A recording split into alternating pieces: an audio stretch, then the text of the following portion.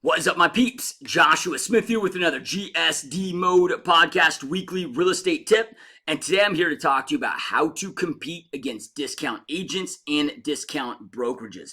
This is a question that I get multiple times each and every single week. Hey, Josh, man, I got a lot of discount agents in my marketplace. How do I go out there and compete? When I'm going on listing presentations or buyer consultations, there's people offering all these rebates or discounted services. How do I go out there and compete? I also get the same questions from team leaders or broker owners. Hey, man, in my marketplace, like maybe we're more boutique, we want to offer a premium service, and we are a premium service provider, but man, we got these kind of chop shops offering, these flat fee, low cost, whatever. And how do we go out there and compete? So this is what I want to talk about with you here on today's podcast. Now, one thing that we're going to break down, because I know that this might sound a little contradictory based on the title of how to go out there and compete against discounters, right? Well, one of the ways to go out there and compete is to join them. So I'm going to break this down where it's twofold. We're going to talk about how to go out there and have success if you want to go the discount path, and also how to have success if you want to go down the premium path. Now, I'm not advocating against either one, right? So in my personal real estate business, over my personal real estate career as an agent working with buyers and sellers, okay, I've been always more on the premium side.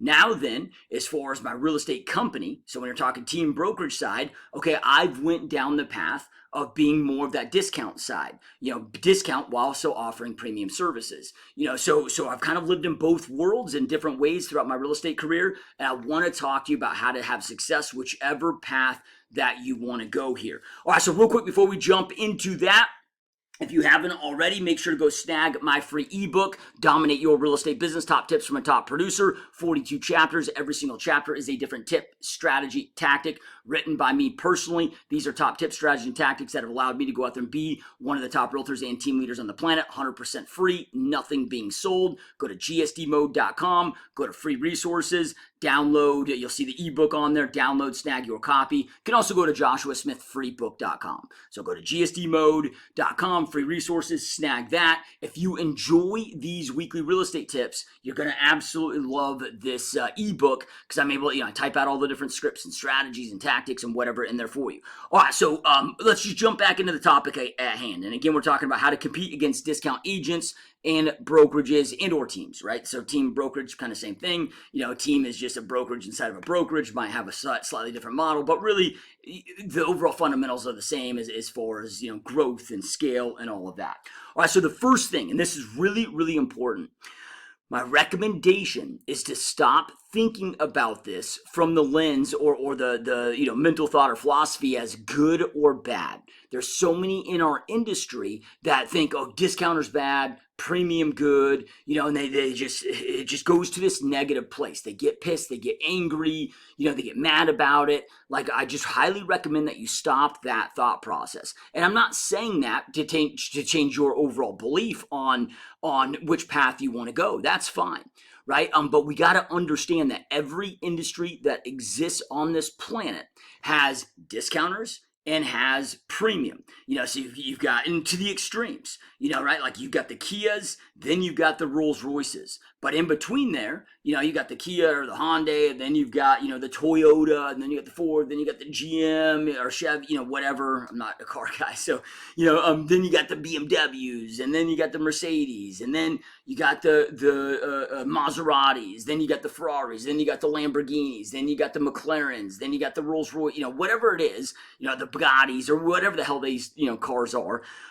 You've got a spectrum, I guess, if you will, from, all the way to the lowest discount, all the way to the highest premium, and boom, everything in between. And here is the thing, and this is just the reality of this, and it may be kind of a hard pill to swallow in the beginning, but the discounters can make as much money as the premiums. The discounters are maybe charging less, but they can make as much money as the premiums, right? Now, I'm not saying or advocating for you to go the discount path. I just want to make sure that you have, I guess, the knowledge, so as you're deciding which path you want to go here and which makes sense for you, okay, that you're armed accordingly to go out there and do so.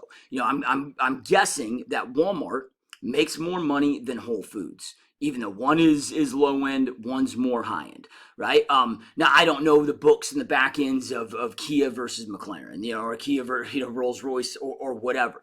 But I just want you to understand that, because if you decide to go the discount path, which is one way, one way of competing is to join. Like the whole saying, if you can't beat them, join them. Right. Now again, I'm not advocating to do this. I'm going to break this down so you can have success either way you choose to go. It's your choice. But if somebody goes the discount path, and I have some of my coaching clients that choose to go that path, okay, like I'm not sitting there saying like, oh, dude, you should never do that. Okay, cool.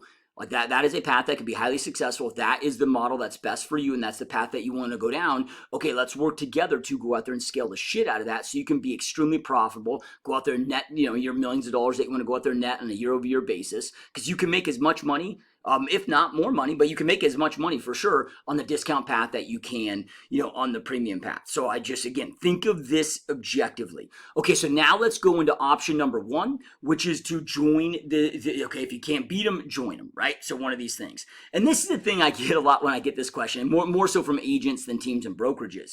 But a lot when I start talking about what I'm going to talk to today about option number two of going premium, and I start breaking down the things that it takes to go out there and be a premium service provider, sometimes they're like, hey, I don't want to go do all that.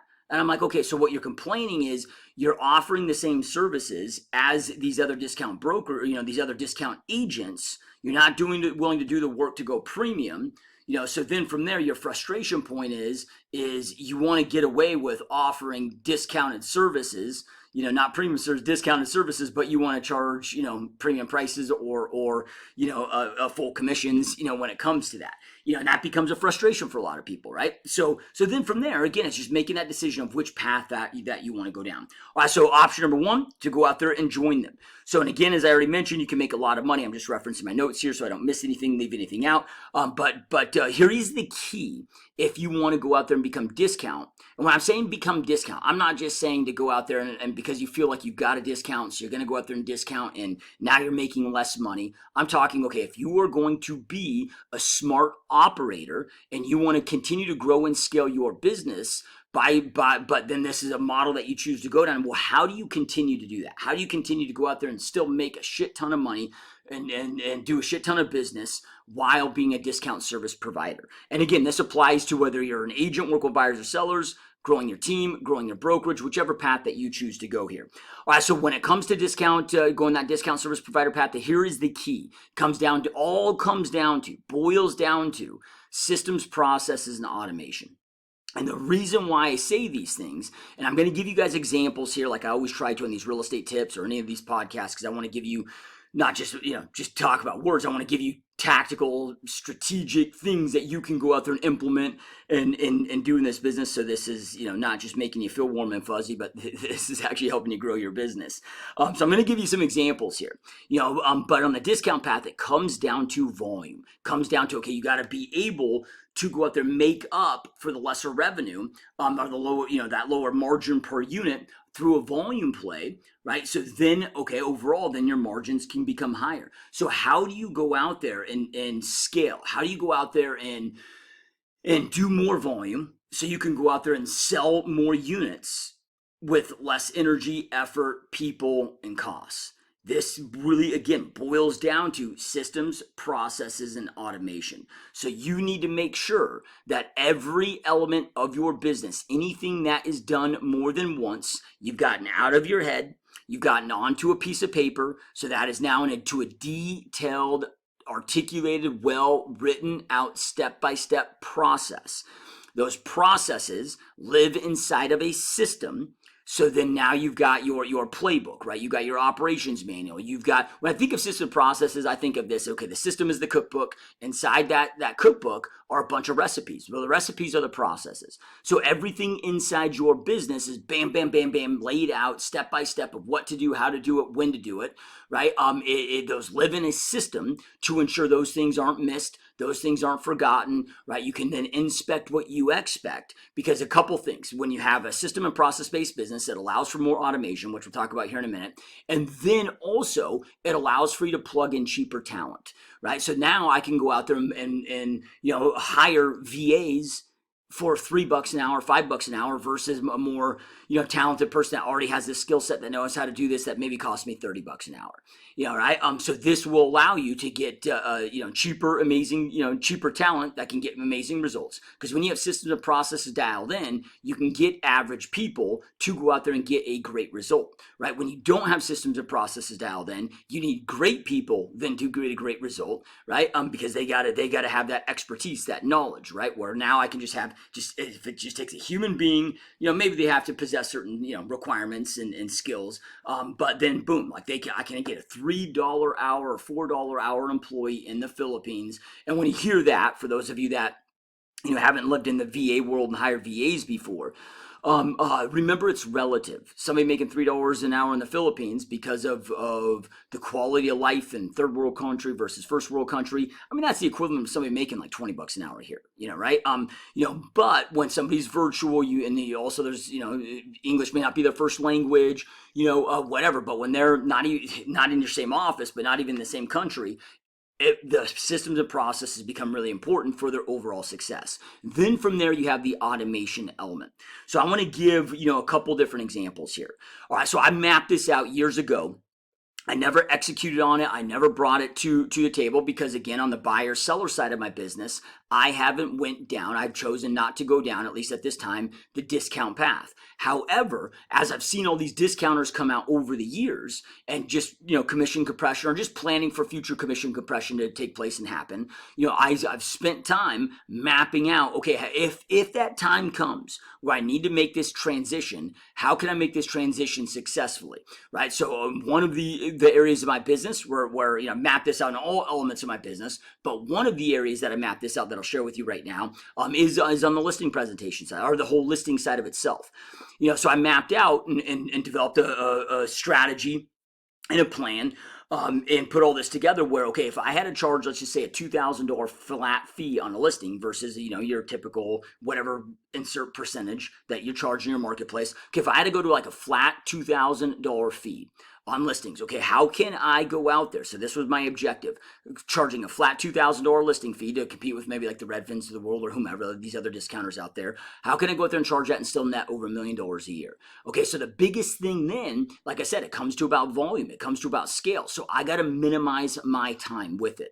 So a lot of this was just through automated funnels and, again, systems and processes. So, step number one was, okay, with my marketing funnel, my ad funnel, it was like, okay, an upfront marketing video, that introduced myself, that just talked about a certain things, I talked about, hey, like an example, hey, my name's Joshua Smith here, in my 18 years of, and I'm just ad-libbing here, so this isn't the actual video that I put out, but, Joshua Smith here, and after being one of the top producing real estate agents and team leaders on the planet, and after being voted 30 top realtor in America by the Wall Street Journal, after selling over 7,000 homes here in the Phoenix metropolitan area, one thing that is always, that's always blown my mind is, why do I have to charge my clients so much money? When you go out there and sell a property, like when I go out there to list your home and get your home prep for sale and get it ready for sale, my hard costs are like $500, when it comes to that. So why am I having to charge you 10 grand to go out there and sell your property? Well, the reason for that is because of time. Now, if you are willing to help me save a little bit of time,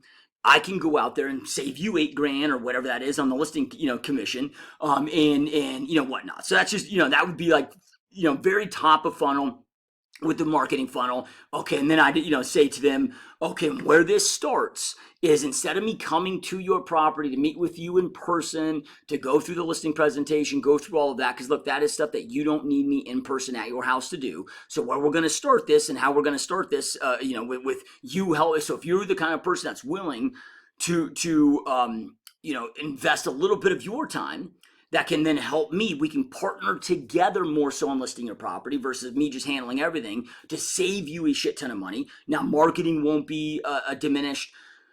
Negotiation on that property won't be diminished. So you're still going to have the same exposure. We're going to drive the same amount of traffic. We're going to get you the same net on your property. None of those things will be diminished. right? We just need you to help with a couple little things. Okay, starting with the listing presentation. So I want you to watch this video. After you watch this video is going to walk you through exactly step by step what the process is, what we're going to do, how we work, how we go out there and expose your property to the most amount of buyers, drive the most amount of traffic through your property to lead eventually to getting a top dollar offer, right? That starts now. So click this button, boom, that takes them to the next funnel, right? So then they go watch this video listing presentation. Okay, then if they're ready to proceed to the next set of the funnel, well, then they click onto it. I developed a back-end website where then they upload all of their listing photos to me, and I instruct them and teach them how to go do exactly, take the photos with their phone, what exact photos that I need. Okay, then bam, then now I've got all the information that I need to do a CMA without going to the property. Okay, I can crank out a CMA in 10 minutes. I then shoot that to them, for their review. They can counter it, they can accept it, they can decline it, right? So when they accept it, then bam, that goes off to my assistant. It gets a listing work prepped, docu-signs it to them, then from there when we get that back, now again, like I said, okay, we're still going to stay on professional photographers, so all the marketing aspect is fine, but the whole point here is it's saving me that time. Because time is money, and as a top producer, your time becomes the most valuable aspect, right? So then from there, it's like, okay, that whole time. So I mapped this out. Now, some of this is theory because I didn't actually go out there and execute on this stuff, but I've done so much of this, and I'm such a hardcore tracker when it just comes to working with clients after selling 7,000 homes. Like, you get this shit down to a science. Like, I know exactly what it's going to take from the very beginning to the very end to get my clients top dollar. Like, I've got this down to an art, got this down to a science, right? So, and I know what the time aspect is, the monetary aspect. I've got all of this stuff down in my local market, right? So then with that being said, okay, if I can minimize my time to less than an hour per deal, right? So then from there, and they're told, okay, when we get offers, I'm not going to meet with you in person. Like, these are going to be dumped into an offer spreadsheet. You're going to be able to review those offers. You can accept them. You can deny them. We can, if we're going to jump on a phone call, it can be like, we can jump on that phone call, right? Or if you do need to meet in person, you got to meet me at my office each and every time, to go out there and sign things, so again, they're going to still get those same conversations just like I would without listening, but it's, not me catering to their schedules, whatever. And look, there's going to be a subject of people, a contingent of people out there, percentage of people out there that want the premium. And then there's, also big percentage, or a bigger percentage that may want the discount, right? So that is an example of systems, process, and automation. If I can get it down to an hour of time in that way, and then my hard costs with that between my listing coordinator, transaction coordinator, photos, all of that. Again, I mean, I'm less than $1,000 per transaction. So, total hard costs. So then from there, okay, I'm netting over $1,000 an hour at that point. Now with that, just full disclosure, I was going to charge it, like I had the model mapped out for a $2,000, quote unquote commission, in addition to that, a $9.95 transaction and marketing fee, and that's what I just mapped out. Okay, what are all these other discounters doing? What does their model look like? How can I go out there and slightly undercut them? Map all of that out. So that transaction fee, whatever, essentially covers all my hard costs. And then, the commission then is essentially pure net profit, outside of maybe marketing costs that I have, right? Like to get the listing. So, then there again, what the goal is hour of time, $1,000. Now that is something that I mapped out. I didn't go out there and implement and execute on because I just have it in the back pocket in case that is a path that I feel like I need to go down because of future commission compressions, because for me, I'm always, hoping for the best, planning for the worst, man, like, whatever it may be. All right. So that's an example. Okay. And then when it comes to team splits, so like I mentioned, okay, with the buyer seller side of my business, I've always been more on the premium side, but then how my real estate company is morphed over the years, hey, we've went down more of the discount side, so like if you were to join my real estate team here in Phoenix, Arizona, or anybody that joins my real estate team, okay, like we have far lesser splits than pretty much every team that exists out there, like not just in our area, but that exists out there, so, with that, okay, that's would be classified as discount if we're, the cheapest team splits that's in the marketplace. Okay, well, again, we found this, through automation, through systems, through processes. Because, okay, like I don't need to be there onboarding every single agent. I don't need to be there teaching all my agents how to do every single thing, but I've got systems and processes. So I've got an online university that my agents log into where it shows them step by step every little thing to do to go out there and crush it and create success with it, and they have that as a reference guide, and it's very easy to follow, very easy to navigate. So we have it in written format within our operations manual or playbook. We provide them, with a bunch of different resources plus our online university to go out there and have success, without having to bog me down, my manager down, and whatnot when it comes to that. So with that, like we've scaled it where, hey, it takes me no more energy or effort if I recruit 100 agents or 10 agents. It's the same amount of energy and effort for me personally. So then from there, I can go out there and play the volume game. And there's other things too that you can strategically do, like working, setting up ancillaries and other things to offset those costs. Like with my ISA department, I got criticized, or used to get criticized very heavily with my ISA department, because of my compensation model. My agents would get 50%, versus typical, like is 60% for the team lead, 40% for the agent in the ISA model, because not only are you providing the leads, but you're actually setting the appointment, providing the appointment for them. Well, I gave my agents 50%. So I had a model where everybody won. And why I say I had a model, because I dissolved that department several years ago, and not because it wasn't profitable. The margins were great. It was just, more difficult to scale, and I wanted to scale faster than that department allowed me to scale. So we just dropped that altogether. Actually broke that department off into its own team, and now they're running and operating their own team inside my real estate company. So anyway, though, from there, okay, so then my ISA, like, dude, it paid my ISA 20%. So then people are like, well, dude, you're only left with 30%. Like, how's that profitable? Okay, well, I offset all my lead costs, through vendor partners and through other things. So I wasn't paying any of my own leads. In addition to the splits, all my agents in that department had to charge, we did a $4.95 transaction fee. That came 100% back to me. So that offset all my hard costs, system and staff costs. So then from there, I zero-based that department. So then that 30% that was coming to me was pure net profits. It wasn't like I was getting that 30%, then eating all the costs, right? I zero-based that business, so that allowed me to go out there and be, discount in that model, if you will, if you want to look at it that way. But then net and make as much as those charging a premium service. So again, systems, processes, automation, strategy. Again, you can go out there and scale this stuff and have big success with this. Okay, so that's option number one, is to go out there and join them. And there's just some tips and overall success on how to go out there and do that. Okay, option number two is, okay, like, hey, look, I want to go out there and be that premium provider, and again, there's all these different layers of this. You can go, like, hey, do I want to be the Rolls Royce or do I want to be the Mercedes? Right? Like, they're both premium, but there's a difference, between those two. All right, so then from there, becoming another way to, really, you got your two options: join them or compete, right? Against them. And even if you join them, you're still competing, right? So I guess no matter what, you're competing. But then when it comes to premium, all right, so there's really two main overall ways to go out there and do this. Now, I recommend to do a combination of both.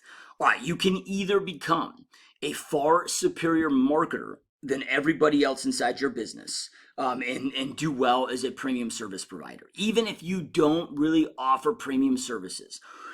It's just the unfortunate reality of the world that we live in, that if you are a brilliant, awesome, fucking fantastic marketer, you can have a shitty product and still make a lot of money. And I'm not saying to do that path. I don't believe in that, right? But it's just the reality of the situation.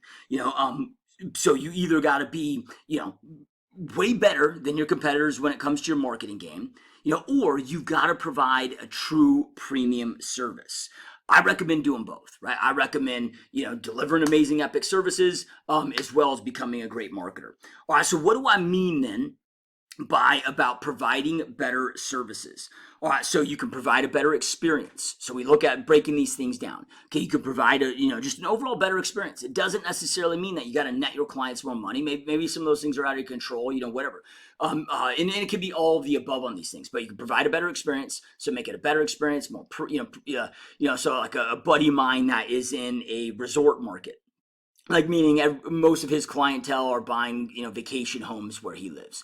So then we talked about him and I were just kind of strategizing whiteboarding the other day. We were talking about creating like a concierge service.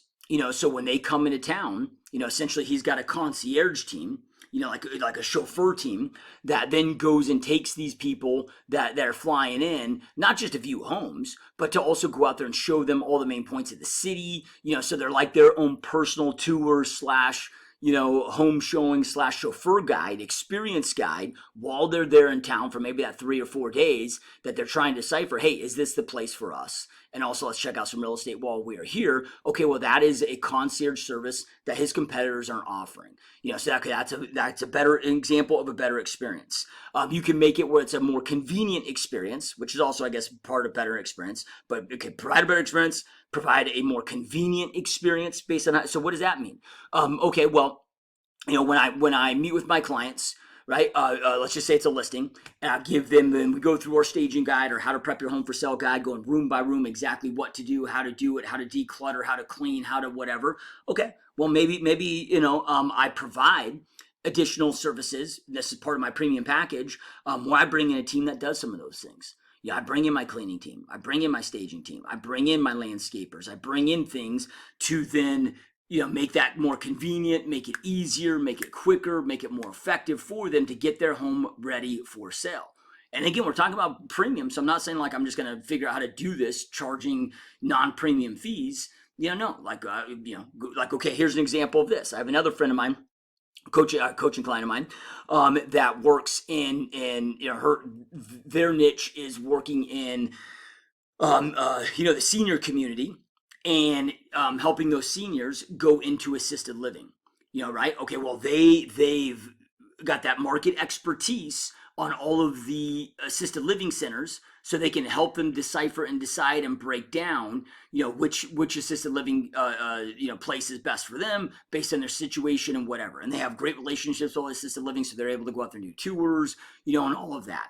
Okay, well then from there, then this is the person is getting rid of their house, the house that they probably maybe been in for a long time, and now this is like their last house. Right? So, okay, they got stuff that they just can't bring with them. So then, okay, maybe they have a service that helps them decipher, okay, well, what's going to go in the storage unit? What do you want to send or gift to your family or your kids? What are the things that need to be trashed out? What are the things that need to, maybe we can go out there and try to sell, do an estate sell, so they have, from everything from A to Z through that. They have everything lined up, whether they've actually opened their own estate sale company, so they have that as a business. But if they didn't have that as a business, okay, you could partner, and just have those relationships where it's like, boom, we've got the whole experience covered. We're going to sit there, we'll bring in, the movers that are going to move everything around. And they'll ship the stuff that you want shipped out. They'll get the stuff, situated for the estate sale. The stuff that you want in storage, they'll get that stuff to the storage. We got the trash out companies, we got the cleaning companies. They provide a great convenient experience for a premium fee to go through that whole process, right? And then the other area here is to get your clients a better result. So get their homes sold or find them a home in a quicker amount of time, right? Better negotiation skills where you can get them more money, so either net them more money, get them a better deal, with that. So we got provide better experience, provide a more convenient experience, and get your clients a better overall result. All right, so then when I said, okay, earlier, becoming a far better marketer, understanding, because this is, another way here to compete against discounts and by playing the long game in this business, right? So when I said becoming a better marketer, we got our front end of our marketing, kind of the front end of the funnel, meaning going out there and attracting strangers to us, right? But then from there, what about past clients? So if you get really good at playing the long game, and then every single client to your real estate company is not worth just that, 5 or 10 or 20,000 or whatever your commission is for your area for your average deal. My market's about 10 grand. So okay, when I'm thinking about, okay, each client isn't worth 10 grand, that client over the lifetime value of that client to my overall organization, meaning through the lifetime of my career, all the repeat business that they do with me, and all the referrals they send me over time. Okay, every client now is worth at least $70,000, right? And I keep those relationships alive. The real estate game is get people to know you, like you, trust you, be aware of what you do for a living, follow up frequently, your business continues to grow and expand. Okay, so if I get really good at that and I'm building up that lifetime value, increasing that lifetime value of every single customer, okay, then boom, that allows me, to go out there and not have to compete against discounters. Because when I've got those raving fans that have experience with me, that know me, like me, trust me, or aware of what I do for a living, right? Following up with them frequently, staying in touch with them, then those just become come list me calls, or hey, I got a buyer, I want to go out there and buy, right? That just comes at, it's the least amount of resistance and least costly type of business to go out there and get. But then from there, let's talk about going out there and whether it be past clients or new clients, and I'll focus a little bit more on new clients. When it comes to becoming a better marketer here, and this is understanding that the game is to get people to know you, like you, trust you, be aware of what you do for a living, follow up frequently, and or keep your message in front of them frequently. Your business continues to grow. Okay, so what are some ways to go out there and do that? What does being a better marketer even mean? We hear that term, like, what does that even mean? Okay, you got to be better at articulating your message, and you don't have to do all of these things. I'm just saying, like, okay, if you can decipher these things, okay, you can have success with it. Okay, so be better at articulating your overall message. Your unique selling propositions, what makes you different, your differentiators, the values that you bring. A lot of people in our industry do great work and they provide great services, but they just don't articulate that they do that. Like they're not sharing that with the world of what they do. I was talking with a coaching client. This was I don't know, about 6 months ago, and he was having a little bit of issues recruiting. Recruiting agents, and I was like, so we were looking at his model, breaking everything down. I'm like, dude, like you offer a ton, man. Like you, the product is on point.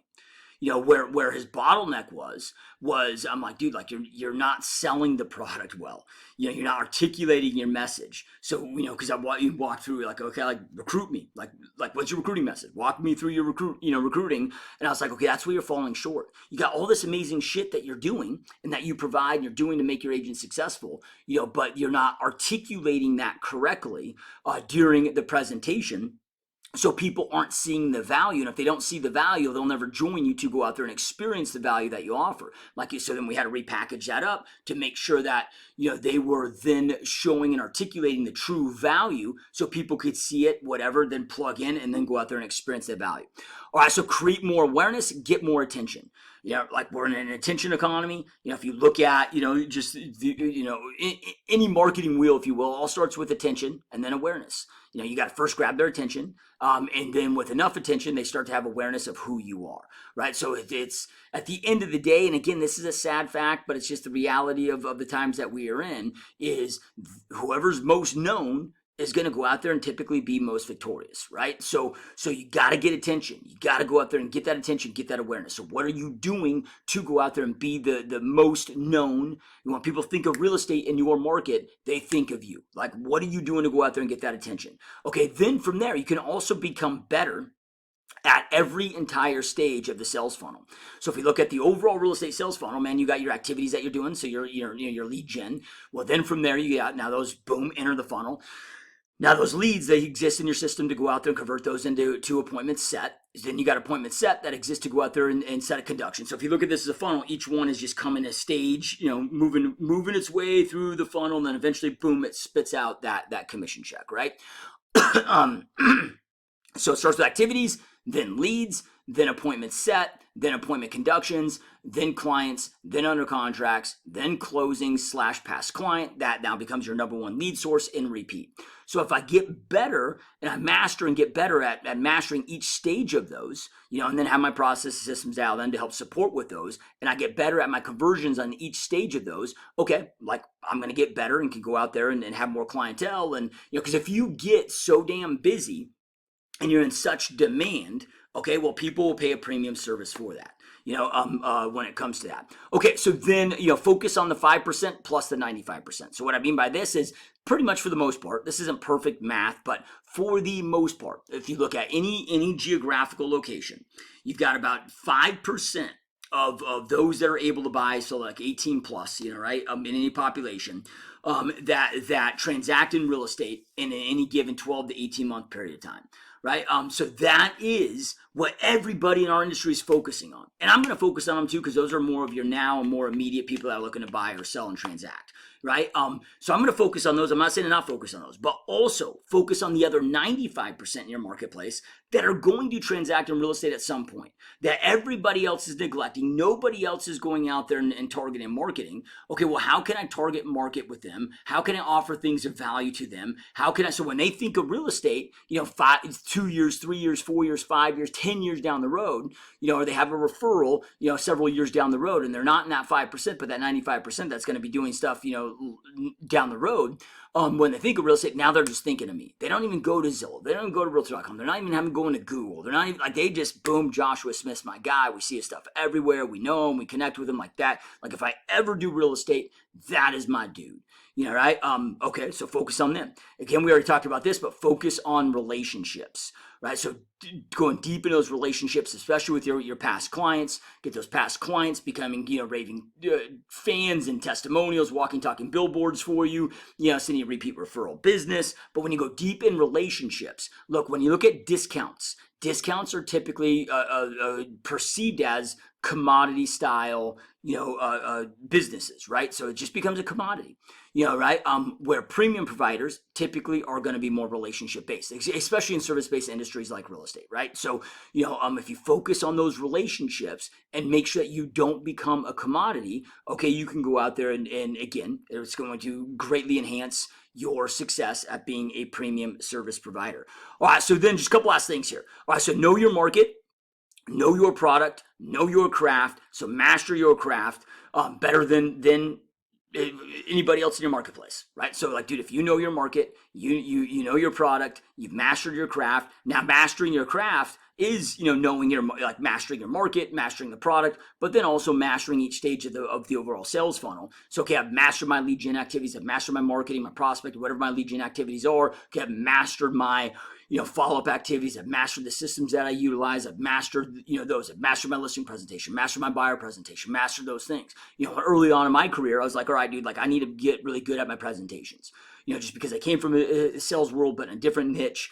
And I'm like, I knew the importance of a powerful presentation. So I'd set up every single night, practice for 3 hours every single night, my listing presentation, my buyer presentation. So after that first year, I had over 1,000 reps of each of those in. Okay, well, it didn't take me but a year to go out there and become a world-class presenter with listing presentations, buyer presentations. Then I did the same thing with agent recruiting, all of those things, like mastering your craft.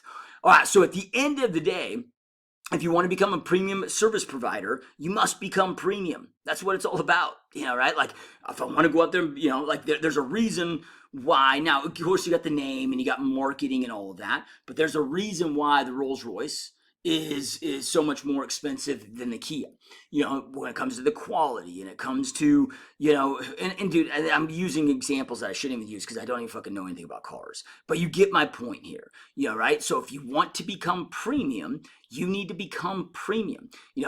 For like teams and broker owners that I talk to, when they're like, dude, I want to recruit top talent. I want to go out there and get the top talent inside my, inside our market. Like I want to get top producers. How do I go out there and get top producers, Josh? Like help me get top producers, man. You got all these top producers working for you. How do I get top producers? And I'm like, all right, dude, nobody's going to follow a leader that they deem to be weaker than them. So I'm like, what are you doing to be are you a leader, top producer, follow? Would you follow you? Right? Like, okay, if you need to go out there, a lot of success. I'm like, in their case, I'm like, you haven't become a premium leader that can go out there and lead premium people, right? Like leaders, nobody is going to follow anybody that they perceive or deem to be weaker than them. Right? Like, okay, like why I have, badass agents that choose to plug into my real estate company and grow mega teams and do all of this stuff and crush it and kick ass at all different levels in their business, is because I've worked so damn hard, and I continue to work so damn hard to continue leveling up my game so then I can help them grow and expand. So if they're like, hey, man, I'm an individual agent, I'm crushing it, and I want to start growing my team, and they want to grow to 28, let's just say 30 agents within the next 12 months. Okay, I know exactly how to guide them and mentor them, provide them the roadmap, the support, the services, the mentorship to do that and eliminate all the guesswork, and I can support them every step of the way. Why? Because I poured into myself. It's not because I understand that leadership is, for me anyway, like my leadership is all about, like, when people ask me, like, oh, what books have you read about leadership and whatever? I'm like, look, I've never went out there and focused on external forces to become a better leader. When I look at leadership, I look at that as an internal process. So for me to be able to lead effectively, I've got to be growing my skill sets and my knowledge base, and I got to continue to level up myself in such a way that then I can then transfer that value to those that I lead or that choose to be part of my organization.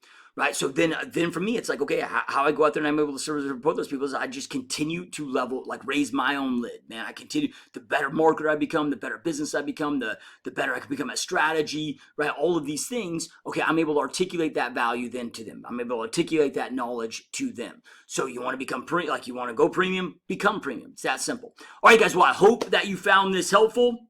Again, go check out GSDMode.com. Go snag your copy of Dominate Your Real Estate Business. Top tips from a top producer, 42 top tip strategies to help you dominate and crush your real estate business, 100% free, nothing being sold, be in your email box within seconds. Again, appreciate you being here. Keep crushing, keep kicking ass, and I will see you next time. Peace.